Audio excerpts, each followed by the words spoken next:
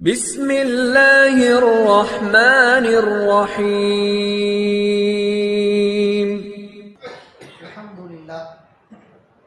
الحمد لله رب العالمين والصلاة والسلام على سيدنا محمد خاتم النبيين وعلى آله الطيبين وأصحابه الطاهرين والمؤمنين مسلمين كلهم أجمعين أما بعد فقد قال الله سبحانه وتعالى في كلامه القديم أعوذ بالله من الشيطان الرجيم بسم الله الرحمن الرحيم ثاني اثنين إذ هما في الغار إذ يقول لصاحبه لا تحزن إن الله معنا صدق الله العلي العظيم. وقال نبينا خير الأنبياء صلى الله عليه وسلم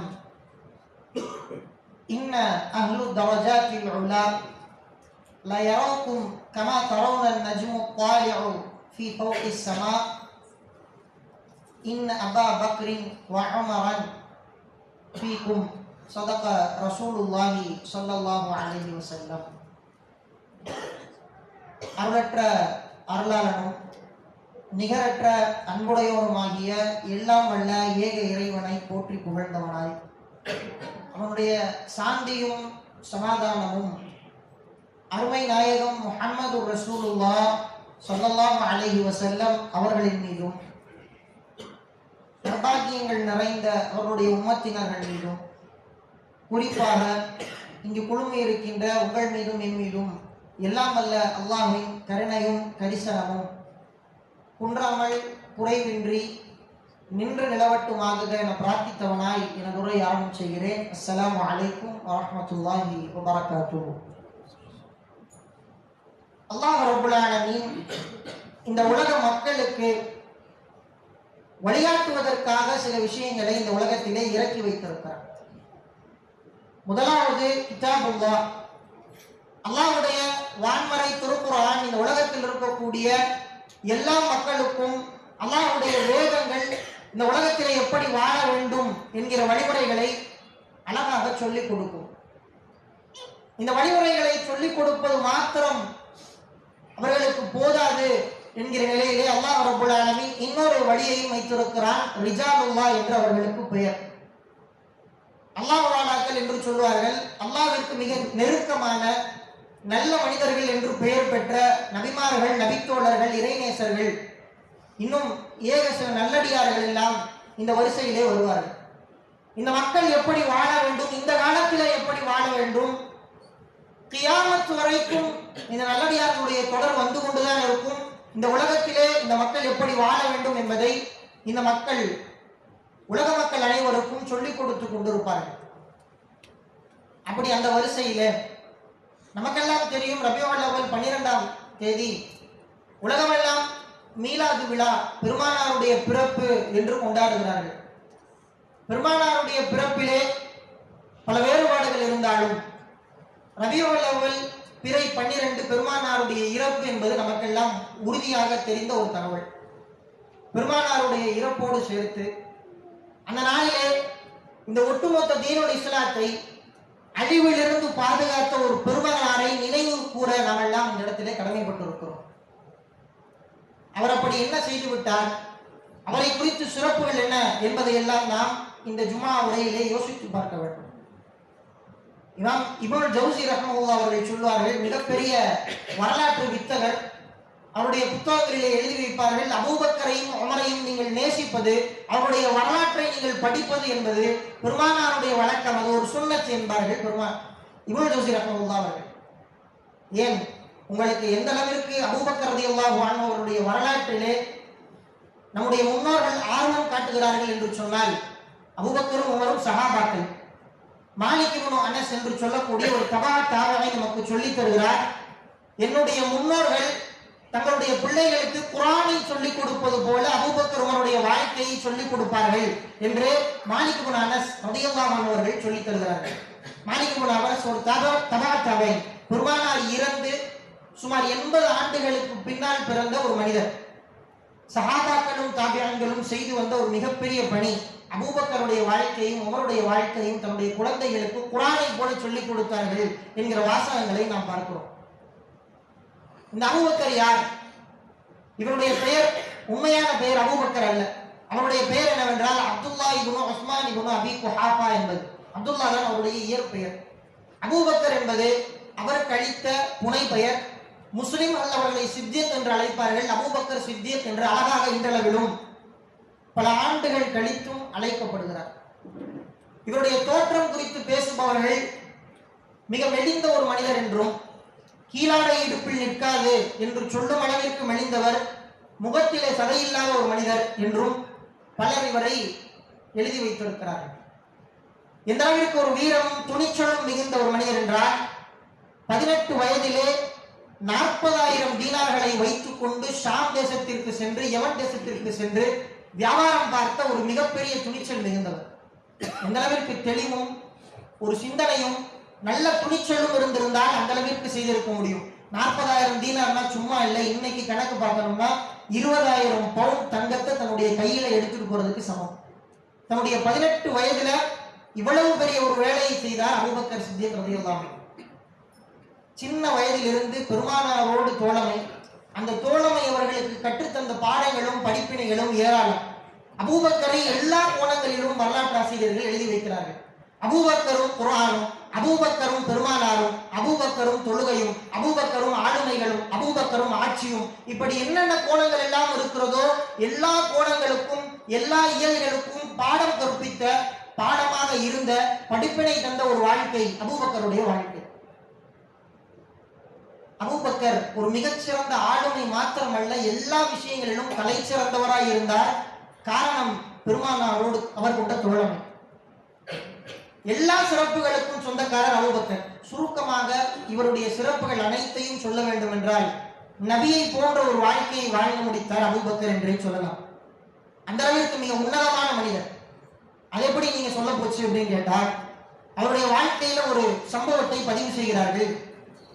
அபிசீனியாவிற்கு சஹாபாக்கள் ஹிஜ்ரத்து போயிட்டு இருந்த அந்த நேரம், எல்லா சஹாபாக்களும் மக்காவில் நம்மளால வாழ முடியாதுன்னு நினைச்சிட்டு ஹிஜ்ரத்துக்கு போயிட்டு இருக்காங்க. போயிட்டு இருக்கக்கூடிய அந்த நேரத்தில் அபூபக்கர் ரலியல்லாஹு அன்ஹு அவர்களும் வீட்டில இருக்கிறாங்க. குர்ஆன் ஓதி ஓதி பார்க்கறாங்க. குறைஷிகள் இந்த குர்ஆனுடைய சத்தத்தை கேட்க கூடாது அப்படிங்கிறதுக்காக அபூபக்கர் ரலியல்லாஹு அன்ஹு அவர்களுக்கு சில இடையூறுகள் தருகிறாங்க.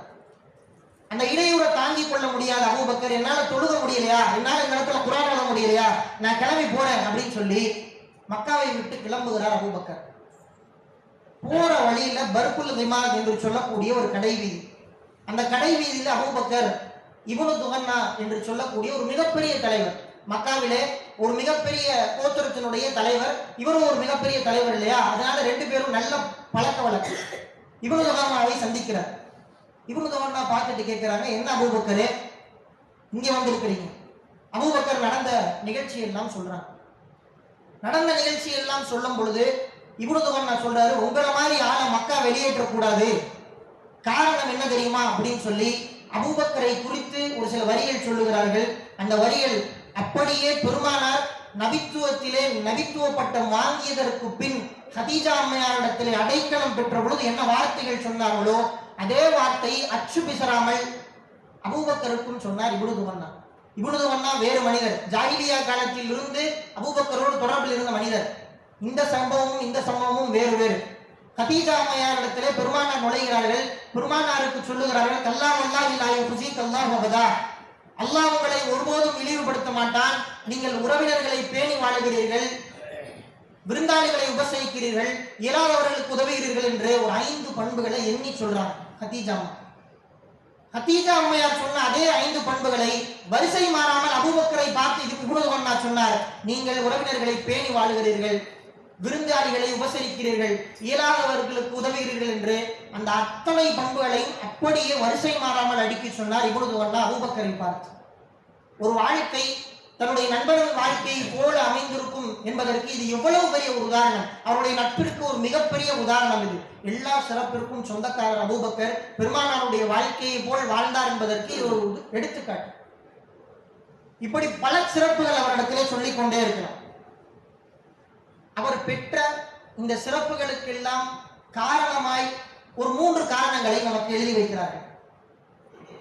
முதலாவது அவருடைய அறிவு, இரண்டாவது அவருடைய வீரம், மூன்றாவது அவரிடத்தில் இருந்த ஒரு தீச்சன்ய பார்வை. அந்த பார்வை மூன்றுமே சேர்த்துத்தான் அவருக்கு இந்த அளவிற்கு பெருமானாரோடு ஒரு வாழ்க்கையை இணக்கமான வாழ்க்கையாய் ஆக்கி தந்தது என்று எழுதி வைக்கிறார்கள். தீச்சன்யம் என்றால் என்ன? தீச்சன்யம் என்றால் நமக்கு நடக்க போகிற ஒரு நிகழ்வினுடைய முடிவை தெரிந்து கொண்டு அதன்படி செயல்படுவதற்கு பெயர் தீச்சன்யம் என்று சொல்லுவார்கள்.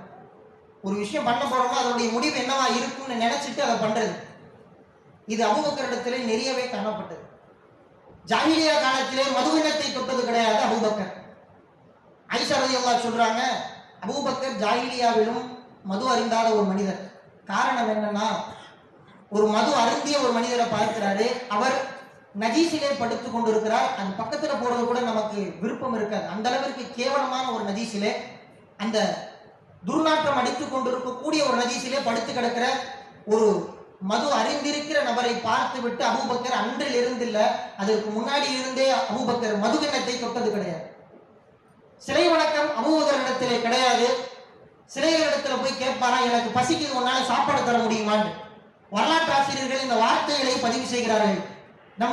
நாம் செய்யக்கூடிய ஒரு செயலுடைய முடிவு என்னவாக இருக்கும் என்பதை அறிந்து செயல்பட்ட ஒரு மனிதர் அபூபக்கர். நல்ல தீட்சண்யம் பெற்ற ஒரு மனிதர். அபூபக்கர் இடத்துல வீரம் இருந்ததா அப்படின்னு பாத்தீங்கன்னா, அளப்பரிய வீரத்திற்கு சொந்தக்காரர் அபூபக்கர். பதிலே பெருமானாரை பாதுகாத்ததில் தொடங்கி எல்லா போர்களிலும் பெருமானாரோடு நின்று போர் செய்த ஒரு மிகப்பெரிய வீரர் அபூபக்கர் சித்திக் ரலியல்லாஹு அன்ஹு அவர்கள். அலி ரலியல்லாஹு அன்ஹு அவர்கள் புகாரியிலே ஒரு ஹதீஸ் இப்படி பதிவாகிறது. மன்னஸ்டான் நாஸ், அலி ரலியல்லாஹு அன்ஹு கேட்கப்படுது, இந்த உலகத்துல மக்கள்ல நீங்க பார்த்த மக்கள்ல ரொம்ப வீரமான ஆள் யாரு? அலி ரலியல்லாஹு சொல்றாங்க, அபூபக்கர். ஏன் அபூபக்கரை சொல்றீங்க? நீங்க உங்களை சொல்லிக்குவீங்களோ நினைச்சோம் அப்படின்னு கேட்கும் பொழுது அபூபக்கர் குறித்து ஒரு சம்பவத்தை நமக்கு நினைவுபடுத்துகிறார். பெருமானார் காபாக்குள்ள நுழைகிறார். நுழையும் பொழுது காஃபிர்கள் எல்லாம் பார்த்துட்டு, நீங்க தான் எங்களுடைய கடவுளை இழிவா பேசுறீங்களான்னு சொல்லி பெருமானாரை அடிக்க தொடங்குகிறார்கள். பெருமானார் சுயநினைவை இழக்கும் அளவிற்கு அடி வாங்குகிறார்கள். அந்த இடத்துல பலரும் முஸ்லிம்களாய் இருந்தார்கள். ஆனால் யாரும் தன்னுடைய இஸ்லாத்தை வெளிப்படுத்தவில்லை. அபூபக்கர் ஒருவர் தான் அந்த இடத்துல தைரியமாக நின்று பெருமானாரை காப்பதற்காக உள்ளே நுழைந்து சொன்னார், நீங்கள் அல்லாஹ்வை ஒருவனை வணங்குங்கள் என்று சொல்லுவதற்காக அடிப்பீர்களா? ஒரு மனிதனை அல்லாஹ்வை வணங்குங்கள் என்று சொல்லுவதற்காக திட்டுவீர்களா என்று அந்த மனிதரிடத்தில் கேட்டார். அபூபக்கர் ரலியல்லாஹு அன்ஹு அவர்களை எதிர்த்து பெருமானாரை காப்பாற்றி கொண்டு வந்தார்.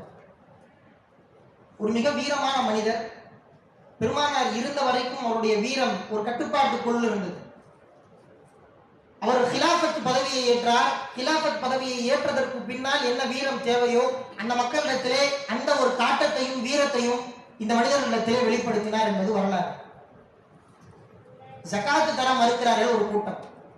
அந்த கூட்டத்திடத்திலே ஜகாத்தை நீங்க தந்தே ஆகணும்பா, இல்லாட்டி உங்களை நான் கொன்றுவேன்னு சொல்லி வேற வேற வகையான வார்த்தைகளை எல்லாம் பேசலாம். அபூபக்கர் 3 வசனங்களை சொல்லுகிறார். முதலாவது, யார் தொழுகையையும் ஜகாத்தையும் பிரிக்கிறார்களோ அவர்களோடு நான் போர் செய்வேன் அப்படின்னு சொல்லி முடிச்சிடுறார். இரண்டாவது, பெருமானார் இருக்கும் பொழுது என்னென்ன ஜகாத்துகளை எல்லாம் தந்தீர்களோ அதில் ஒரு ஒட்டகத்தின் கயிறை குறைத்தாலும் உங்களோடு நான் போர் செய்வேன் முடிக்கிறார். மூணாவது, அயல்கு சுத்தீன் வான ஹய்யும், நான் உயிரோடு இருக்கும் போது இந்த தீனை குறைக்க விடுவேனா என்கிற வாசகத்தை பதிவு செய்கிறார். இந்த 3 வாசகம் தான் அவருடைய வீரம் எந்த அளவிற்கு இருக்கும் என்பதற்கு. உமர் ரலியல்லாஹு அன்ஹு அவர்கள் வந்த மக்களை பார்த்து பெரும் பெரும் தலைவர்களா இருக்கிறாங்களே, கொஞ்சம் பணிவா போங்களே அப்படின்னு சொல்லும் பொழுது சொன்ன வார்த்தை அயல்கு சுத்தீன் வான ஹய்யும், நான் உயிரோடு இருக்கும் வரை உமரே இந்த தீனை நான் குறைக்க விட மாட்டேன் என்று சொன்ன வார்த்தை வரலாறுகளில் பதிவாகிறது. அவருடைய வீரம் அந்த அளவிற்கு மிக விசாலமானது. மூன்றாவது, அவருடைய அறிவு. அவருடைய அறிவு எந்த அளவிற்கு ஆழமானது என்பதற்கு ஏகப்பட்ட தகவல்கள் நமக்கு கிடைக்கிறது. பெருமானாரோடு முதல் நாள் முதல் முடிவு வரைக்கும் வாழ்ந்த ஒரு சஹாபி, அமரருக்கு பின் அடக்கஸ்தலம் வரைக்கும் பயணித்த சஹாபாக்களில் இவரும் ஒருவர். எல்லா நிலையிலும் பெருமானாரோடு இருந்தார். அலி ரலியல்லாஹு புகாரியில ஒரு ஹதீஸ் சொல்றாங்க, ரசூலுல்லாஹ் ஸல்லல்லாஹு அலைஹி வஸல்லம் சொன்ன ஹதீஸ்களை பல சஹாபாக்களிடம் நான் கேட்டிருக்கிறேன். பல சஹாபாக்கள் இப்படி சொல்லுவாங்க, நானும் அபூபக்கரும் உமரும் சென்றோம், நானும் அபூபக்கரும் உமரும் உள்ளே நுழைந்தோம், நானும் அபூபக்கரும் உமரும் வெளியேறினோம் வேண்டும் அப்படிங்கிற வார்த்தைகளை பல சஹாபாக்கள் தங்களுடைய ஹதீஸ்களில் சொன்ன வார்த்தையை அலி ரலியல்லாஹு கேட்டதாக புகாரியில பதிவாயிருக்கு. அந்த அளவிற்கு பெருமானாரோடு எல்லா நிலையிலும் பயணித்த ஒரு சஹாபி, அறிவிலே மிக ஆழமான ஒரு அறிவை கொண்ட ஒரு சஹாபி. பெருமானாருடைய மௌத், பெருமானார் மரணித்த நேரத்திலே எல்லோரும் திக்கு தெரியாமல் இருந்த ஒரு நிலையிலே அவர்கள் ஒரு உரை நிகழ்த்துகிறார்கள். அந்த உரையில 2 வசனங்களை ஓதி காட்டுறார்.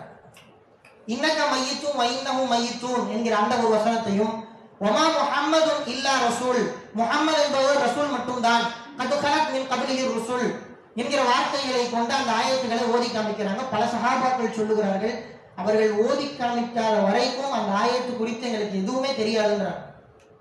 சரி, அது மட்டுமா, பெருமானார் இறந்து விட்டார்கள், பெருமானாரை எங்கே அடக்கம் செய்ய வேண்டும், எந்த சஹாபாக்களுக்கும் தெரியல. பல சஹாபாக்கள் சண்டையிட்டுக் கொண்டிருக்கிறார்கள். அபூபக்கர் ரலியல்லாஹு அன்ஹு அப்பொழுதுதான் சொல்றாங்க, நான் ரசூலுல்லாஹ்ட்ட கேட்டிருக்கிறேன், நபிமார்கள் இறந்து விட்டார்கள்னா எங்க இறந்தார்களோ அங்கேதான் அடக்கம் செய்யப்பட வேண்டும் என்று சொன்ன அந்த ஹதீஸை அப்பொழுது சொல்லுகிறார்கள். அதுவரைக்கும் பல சஹாபாக்களுக்கும் தெரியவில்லை இப்படி ஒரு விஷயம் இருக்கின்றது. பெருமானாருடைய சொத்தை நாம் என்ன செய்வது, பெருமானாருடைய சொத்தை நாம் எப்படி பிரிப்பது, அதுவும் பல சஹாபாக்களுக்கு தெரியல. அபூபக்கர் ரலியல்லாஹு அன்ஹு அவர்கள் தான் சஹாபாக்களுக்கும் சொல்லிக் கொடுத்தார்கள், நபிமார்களுடைய சொத்து அவருடைய வாரிசுகளுக்கு சென்று சேராது, அது இந்த உம்மத்துக்கான சொத்து என்று அந்த ஹதீஸை அப்பொழுதுதான் சொல்லிக் கொடுத்தார்கள். அறிவின் மிக ஆழமாய் நுட்பமாய் இருந்த இப்படிப்பட்ட அபூபக்கரை தான் பெருமானார் அடுத்த கட்ட ஒரு 2ஆம் கட்ட தலைமையாய் இந்த உம்மத்திற்கு தந்து சென்றார்கள். பொதுவா பெருமானார் ஒரு கோடு போட்டுட்டு போயிட்டாங்க, இந்த வழியில வாழ்ந்துக்கோங்க.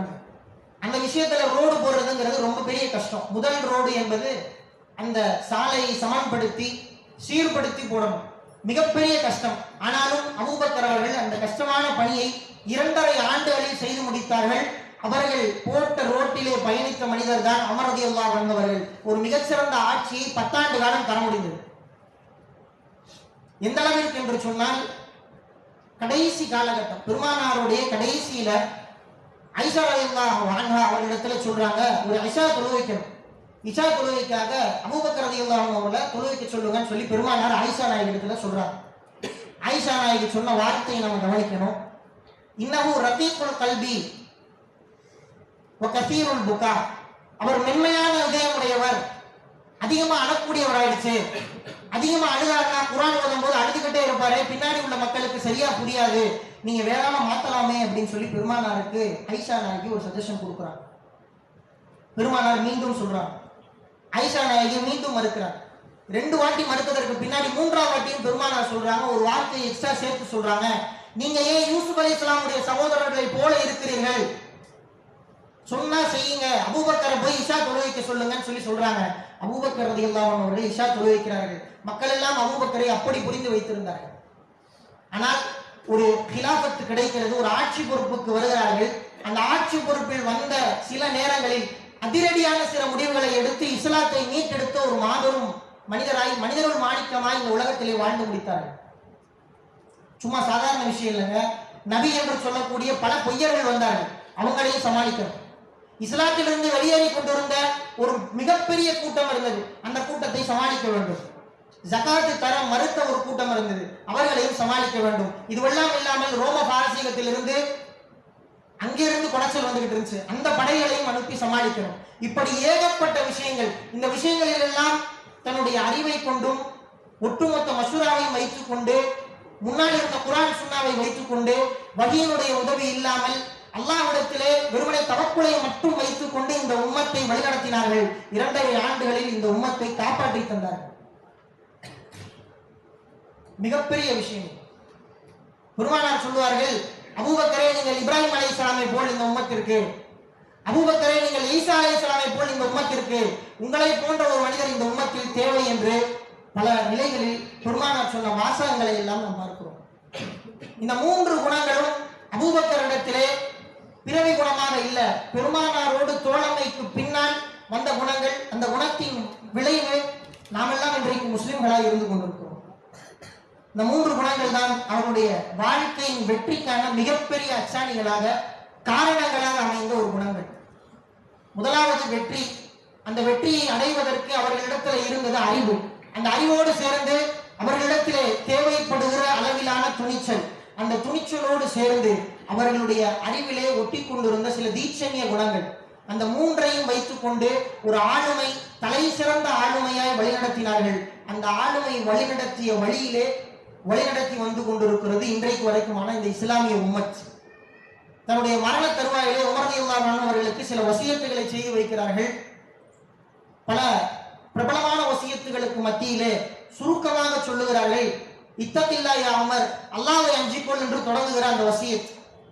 சில முக்கியமான விஷயங்களை எல்லாம் சொல்லவில்லை, லேசமாசாக எல்லா விஷயங்களும் அல்லாஹ்வை அஞ்சிக்கொள் என்கிற வசியத்தோடு நின்று விட்டது. உமர் ரலியல்லாஹு அன்ஹு அவர்கள் அதை கடைபிடித்து சென்றார்கள். அந்த வசியத்தினுடைய விளைவு சொன்னார்கள், இந்த வசியத்தை நான் விட்டிருந்தால், இந்த வசியத்தை நான் கடைபிடிக்காமல் விட்டிருந்தால் இந்த சஹாபாக்களுக்கு மத்தியிலே ஆக வெறுப்புக்குரிய ஒரு மனிதனாய் நான் மாறியிருப்பேன். இந்த வசியத்தை நான் கடைபிடித்தேன், சஹாபாக்களுக்கு மத்தியிலே விருப்பத்திற்குரிய ஒரு மனிதனாய் நான் வாழ்ந்திருக்கிறேன் என்று உமர் ரலியல்லாஹு அன்ஹு அவர்கள் சொன்ன வார்த்தைகள் எல்லாம் ஏராளம் நமக்கு பதிவாகிறது. அபூபக்கர் ரலியல்லாஹு அன்ஹு அவர்களை வெறுமனே பெருமானார் மாத்திரமல்ல, உமர் ரலியல்லாஹு அன்ஹு அவர்களும் புகழ்ந்த தருணங்கள் ஏராளம். உமர் ரலியல்லாஹு அன்ஹு அவர்களிடத்தில் வந்து கேட்பாங்க, சில பேர் உமரை புகழ்ந்து சொல்ல வேண்டும் என்பதற்காக சில புகழ்ச்சிகள் பாடும் பொழுது, அபூபக்கர் பெருமானாரோடு புகையிலே கழித்த அந்த 3 இரவுகளுக்கு உமரையும் உமருடைய குடும்பத்தையும் விட அந்த 3 இரவுகள் சிறந்தது என்று சொல்வார்கள். அதாவது அபூபக்கர் பெருமானாரோடு அந்த குகையிலே கழித்த 3 இரவுகள் இருக்குல்ல, அந்த 3 இரவுகள் உமரையும் உமருடைய குடும்பத்தையும் விட சிறந்தது என்று பல நேரங்களிலே தன்னை தாழ்த்தி கொண்டு அபூபக்கரை உயர்த்தி இந்த மக்களுக்கு புரிய வைத்தார்கள். உமர் ரலியல்லாஹு அன்ஹு மட்டுமல்ல, எல்லா சஹாபாக்களும் அபூபக்கருடைய மகத்துவத்தை புரிந்து வைத்திருந்தார்கள். அதனால் தான் பெருமானார் இப்படி ஒரு ஹதீஸையும் சொல்லி முடித்தார்கள், இன்ன அஹ்லு தரஜாத்தில் உலா, மறுமையிலே மிக சிறந்த உன்னதமான தரத்திலே சில மக்கள் வைக்கப்பட்டிருப்பார்கள். அந்த மக்களை எப்படி பார்ப்பார்கள் தெரியுமா? மினன் நஜ்மி தாலிஐ மின் உஃபுகி ஸமா, இந்த வானத்திலே எப்படி நட்சத்திரங்களை மக்கள் பார்க்கிறார்களோ அதுபோல மிக உயர்ந்த தரத்திலே சில மக்கள் வைக்கப்பட்டிருப்பார்கள். அதிலே அபூபக்கரும் ஒருவர் என்கிற ஒரு ஹதீஸை பெருமானார் சொன்னார்கள். இவ்வளவு உயர்ந்த ஒரு தரத்தை இஸ்லாம் அபூபக்கருக்கு தந்தது.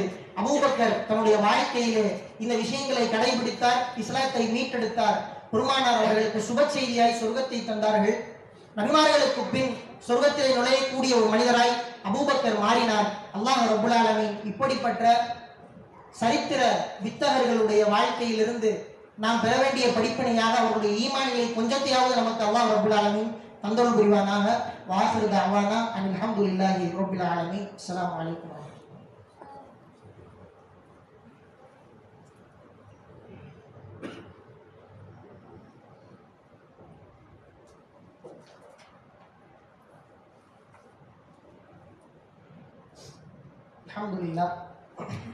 அல்ஹம்துலில்லாஹி ரப்பில் ஆலமீன்.